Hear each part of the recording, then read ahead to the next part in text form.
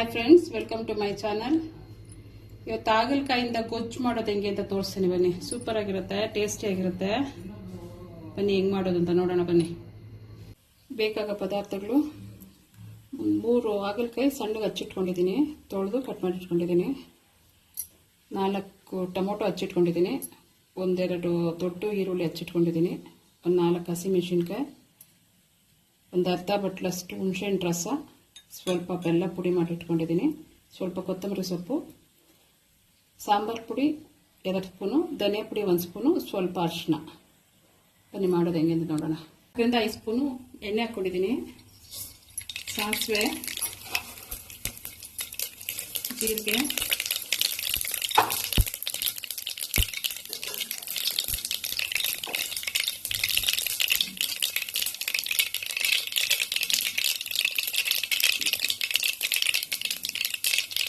ಕರಿಬೇವಿನ ಸೊಪ್ಪು,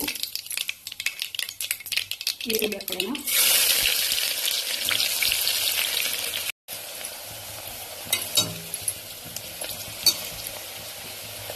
ಹಸಿಮೆಣಸಿನ್ಕಾಯಿ ಹಾಕೊಳ್ಳೋಣ.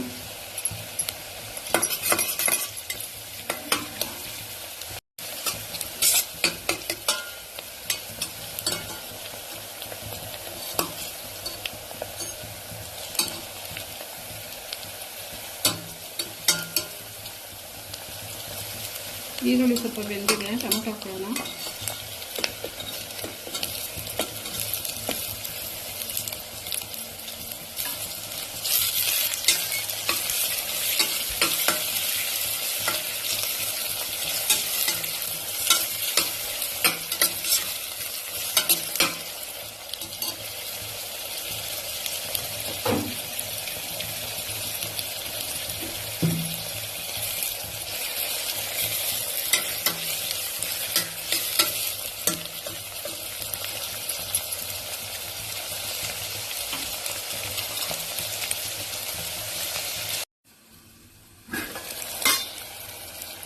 ನೋಡಿ, ಟೊಮೊಟೊ ಬೆಂದಿದೆ.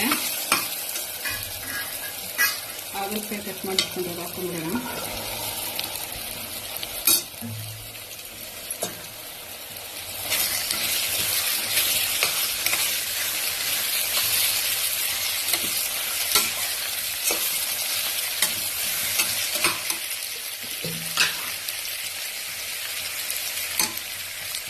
ಸ್ವಲ್ಪ ಉಪ್ಪು ಹಾಕ್ಬಿಟ್ಟು ಮಿಕ್ಸ್ ಮಾಡಿ ಸ್ವಲ್ಪ 3 ನಿಮಿಷ, 2ರಿಂದ 3 ನಿಮಿಷ ಮುಚ್ಚಿಟ್ಬಿಡೋಣ.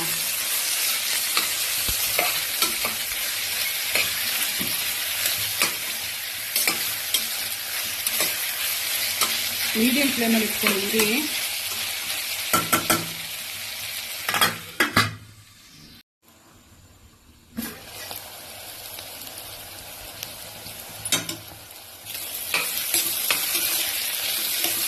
ಹಾಗಲಕಾಯಿ ಸ್ವಲ್ಪ ಬೆಂದಿದೆ. ಈಗ ಪೌಡ್ರೆಲ್ಲ ಹಾಕೊಳ್ಳೋಣ ಬನ್ನಿ.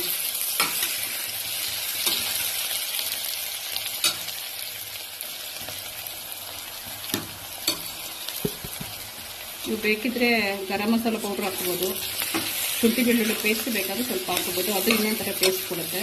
ಬೇಕಿದ್ರೆ ಹಂಗೂ ಟ್ರೈ ಮಾಡ್ಬೋದು. ಇದೆಲ್ಲ ಚೆನ್ನಾಗಿ ಮಿಕ್ಸ್ ಮಾಡಿ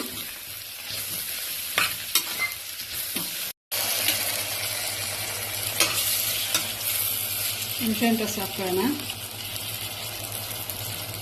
ಪುಡಿ ಮಾಡಿಟ್ಕೊಂಡ್ರೆ ಬೆಲ್ಲ ಹಾಕೋಣ.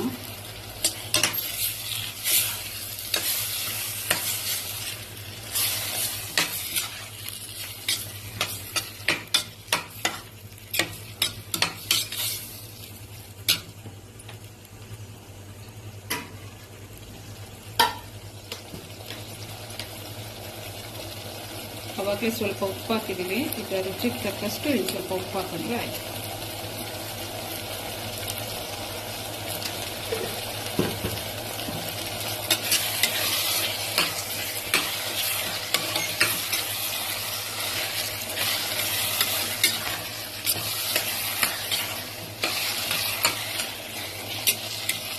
ನೋಡಿ ಏನು ಕಲರ್ಫುಲ್ ಆಗಿದೆ.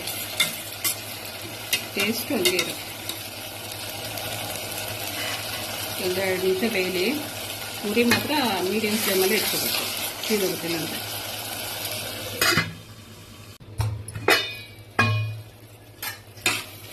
ಯಾವಾಗವಾಗ ಕೈ ಆಡಿಸ್ತಾ ಇರಬೇಕು, ಇಲ್ಲಾಂದ್ರೆ ತಳ ಹತ್ತು ಬಿಡುತ್ತೆ.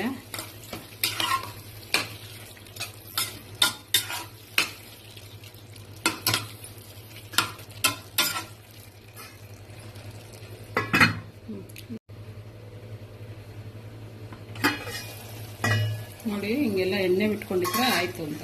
ಬೆಂದಿಡ ಈಗ ಆಗಿರುತ್ತೆ ಕರೆಕ್ಟಾಗಿ. ಕೊತ್ತಂಬರಿ ಸೊಪ್ಪು ಹಾಕೊಂಡು ಇಳಿಸ್ಕೊಂಡ್ಬಿಡೋಣ.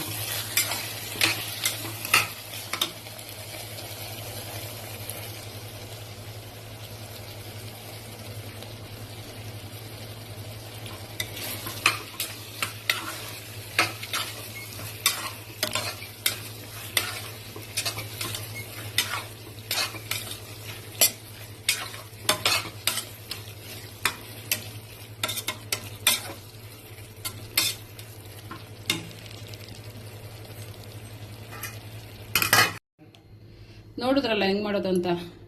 ನೀವು ಮನೇಲಿ ಟ್ರೈ ಮಾಡಿ. ಇಷ್ಟಪಡದೇ ಇರೋರು ಕೂಡ ತಿಂತಾರೆ ಹಾಗಲಕಾಯಿನ. ಕಹಿ ಅಂತ ಕೆಲವರು ತಿನ್ನಲ್ಲ. ಈ ಥರ ಮಾಡಿ ತುಂಬ ಚೆನ್ನಾಗಿರುತ್ತೆ. ರೊಟ್ಟಿಗೆ, ಚಪಾತಿಗೆ, ಅನ್ನಕ್ಕೆ ಎಲ್ಲ ಚೆನ್ನಾಗಿರುತ್ತೆ. ಒಂದ್ಸಲ ಟ್ರೈ ಮಾಡಿ. ನಮ್ಮ ಚಾನಲ್ ಸಬ್ಸ್ಕ್ರೈಬ್ ಮಾಡ್ಕೊಳ್ಳಿ, ಲೈಕ್ ಮಾಡಿ, ಕಮೆಂಟ್ ಮಾಡಿ. Thank you.